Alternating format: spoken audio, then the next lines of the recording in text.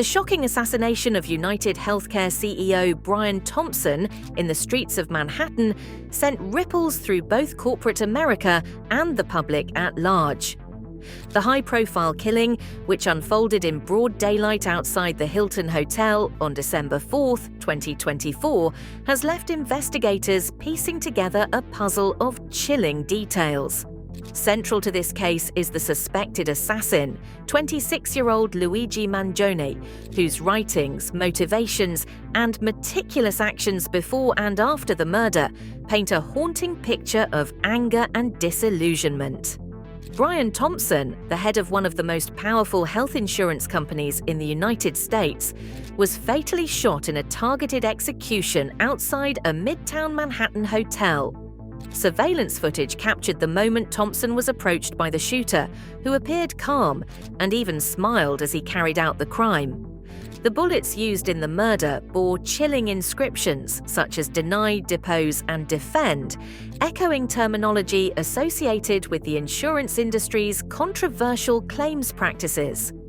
This calculated symbolism set the stage for investigators to uncover what they would later call a manifesto, a document recovered from Mangione at the time of his arrest that offers disturbing insights into his motivations.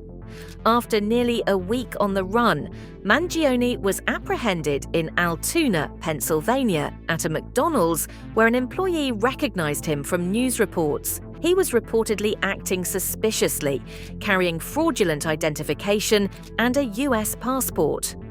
Upon questioning, officers found a firearm and a suppressor on his person, both matching the weapon used in the murder. A handwritten note found during his arrest would provide a grim window into his psyche. The document discovered with Mangione has been described alternately as a manifesto and a confession. Titled Healthcare and Its Victims, the writing revealed his deep resentment toward the healthcare system, specifically targeting insurance companies.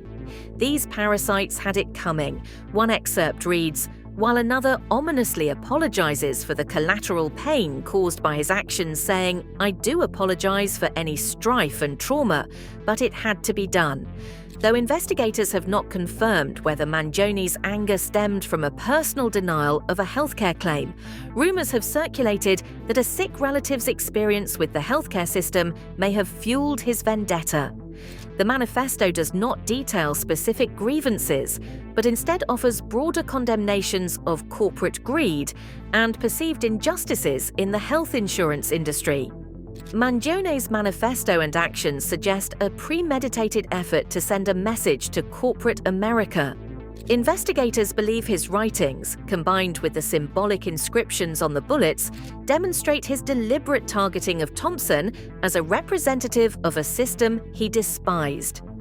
According to sources, Mangione's manifesto criticizes the health insurance industry for practices like claim denials and premium hikes, accusing executives of prioritizing profit over human lives. The murder weapon, a ghost gun, a firearm assembled from untraceable parts, further underscores the premeditated nature of the crime. This, combined with his multiple fraudulent IDs and planned movements across state lines, paints a picture of a calculated individual with a detailed plan. On November 24th, Luigi Mangione arrives in New York City. Surveillance footage captures him at the Hilton Hotel, where he is reportedly seen scoping out the area for approximately 30 minutes. Following this, Mangione checks into a hostel in Uptown Manhattan.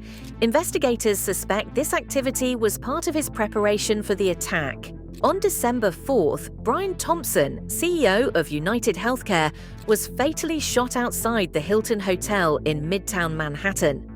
The attack, described as brazen and targeted, is caught on video.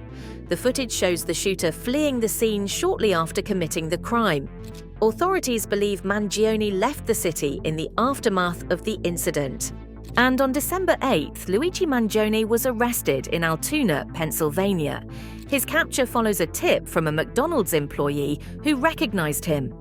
Responding officers find Mangione in possession of multiple fraudulent IDs, a firearm consistent with the murder weapon, and a suppressor. They also recover a handwritten document detailing his motivations, further linking him to the crime. Investigators have since been working to fill in the gaps in Mangione's timeline, including his movements between cities and his activities leading up to the arrest.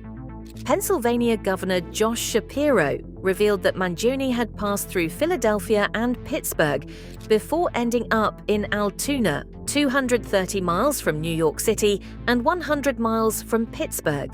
Mangione now faces a second-degree murder charge in New York, along with weapons and identity fraud charges. Extraditing him from Pennsylvania has proven to be a complex process. Although New York Governor Kathy Hochul has issued a governor's warrant to expedite the process, legal proceedings in Pennsylvania could delay Mangione's return to New York for weeks or even months. His defense attorney in Pennsylvania has indicated plans to fight the extradition, adding another layer of complexity to an already convoluted case. Adding to this, Mangione's bail has been denied, given the severity of the charges and his apparent flight risk. Pennsylvania law does not allow bail for first-degree murder, and while Mangione's charges in Pennsylvania do not reach that threshold, the presence of a murder charge in New York makes it highly unlikely that he will be granted bail. Despite the evidence and Mangione's writings, many questions remain. Chief among them is how Mangione knew about Thompson's presence at the Hilton. While United Healthcare had publicly advertised the investor conference Thompson was attending, it is unclear how Mangione obtained specific details about the location and timing. Investigators are also probing Mangione's writings and social media activity for further clues about his motivations and planning. While the manifesto provides broad strokes of his grievances, it leaves unanswered the precise personal experiences or interactions with the healthcare system that may have driven him to such an extreme act. The case has sparked intense public debate, particularly around issues of corporate accountability and mental health. Many have expressed frustration with the healthcare system, with some even sympathizing with Mangione's grievances while condemning his violent actions.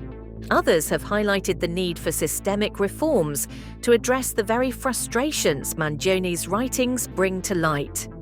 Well, the months ahead will likely bring more revelations about his motivations and planning, as well as the legal battles surrounding his extradition and eventual trial in New York. The trial itself promises to be a high-profile affair, raising questions not only about Mangione's actions, but also about the broader systemic issues that may have fueled them. How a jury will interpret his manifesto, actions, and motivations remains to be seen. But one thing is clear: the case of Luigi Mangione has ignited a national conversation about the intersection of corporate power, public frustration, and individual accountability. That was it for today. See you in the next video.